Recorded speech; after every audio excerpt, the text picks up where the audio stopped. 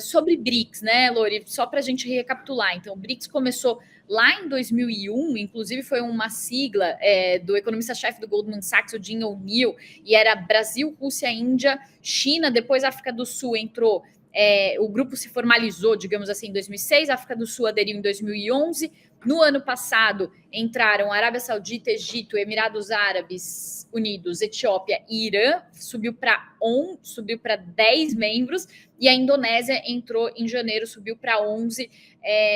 Lori, também para a gente ir direto ao ponto, a minha impressão com essa expansão do BRICS é que o negócio ficou meio sem pé nem cabeça, assim, né? Então, o que tinha ali de interessante, talvez, de um grupo que poderia trazer uma força para o sul global, quando ele começa a colocar muito país para dentro, parceiro, perde um pouco da essência. Qual que é a tua opinião? Aumentaram, né, as contradições internas dos BRICS, né, que é formado por 2 países democráticos, que são a África do Sul e o Brasil, 3, e a Índia, né?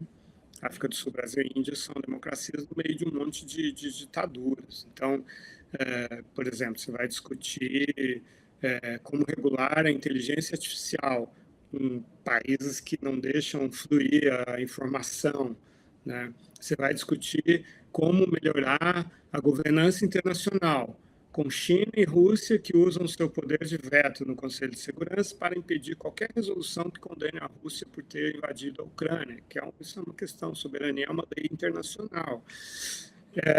Você vai discutir os direitos das mulheres com o Irã, boa sorte com isso, né? Ou seja, a gente não tem nada a aprender com esses países, sinceramente, certo? E com um bloco em que a China tem 2/3 do PIB. Depois dessas inclusões todas, não mexeu nessa porcentagem, porque só entrou país pobre, né? Assim, a Arábia Saudita é rico, mas é pequena, né? E acho que a Arábia Saudita nem está oficialmente nos BRICS, acho que só os Emirados Árabes Unidos, que pelo menos... Eu fiquei com essa dúvida, porque na página do BRICS fala da Arábia Saudita como membro oficial, mas eles, em tese, teriam que aceitar o convite. Eles não formalizaram eles foram convidados e não entraram, mas os Emirados Árabes estão, o Egito, a Etiópia e tal. O Xi Jinping, desde que ele assumiu, ele foi a todas as cúpulas do BRICS, não vem a essa. Por quê? Porque o presidente Lula convidou o Narendra Modi, primeiro-ministro da Índia, para um jantar oficial de Estado, só ele, dentro de uma reunião multilateral. E a China é rival da Índia. O Xi Jinping ele conversa com o Modi, eles têm disputas territoriais e uma rivalidade regional. Mas eles conversam lá no Fórum de Cooperação de Xangai, que é uma discussão sobre segurança e tal.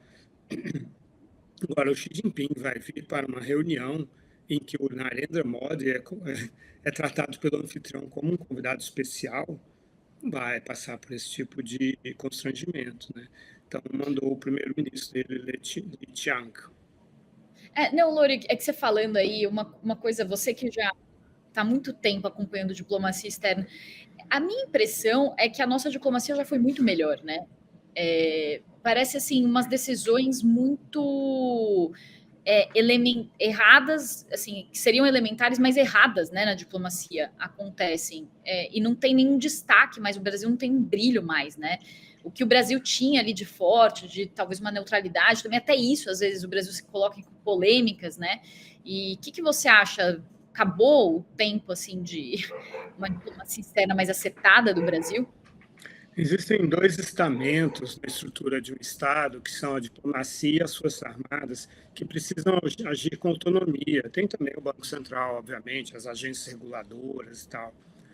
E que são órgãos permanentes do Estado, precisam respeitar regras técnicas, né? Precisam ser geridos de forma técnica, inclusive para dar continuidade, né? Para não ficarem oscilando de lá para cá, para terem estratégias de longo prazo. E isso quando governos populistas, vamos usar o termo técnico da ciência política, né? A gente tem tido governos populistas ao longo desse século, né? Com um pequeno intervalo do Michel Temer ali, mas de resto são governos populistas, de esquerda ou de direita, que desprezam os aspectos técnicos, né, que colocam a ideologia acima da eficácia, dos resultados, né, porque eles têm um diálogo emocional, emotivo com a população, com o eleitorado e tal. E isso reduz muito a qualidade das decisões, né? E esses caras não ouvem os seus assessores técnicos, que têm medo de discordar deles, porque o critério de nomeação não é meritocrático, não é técnico, é puramente de quem bajula mais, de quem está mais alinhado ideologicamente, de quem não frustra esse líder. Para trazer um bastidor, né, aqui no nosso videocast, a gente conversa com os diplomatas, né, e o que a gente percebe ao conversar com eles é que eles falam assim, meio virando o olho sobre algumas decisões, né, que são tomadas pelo governo Lula, meio tipo, não, eu sei.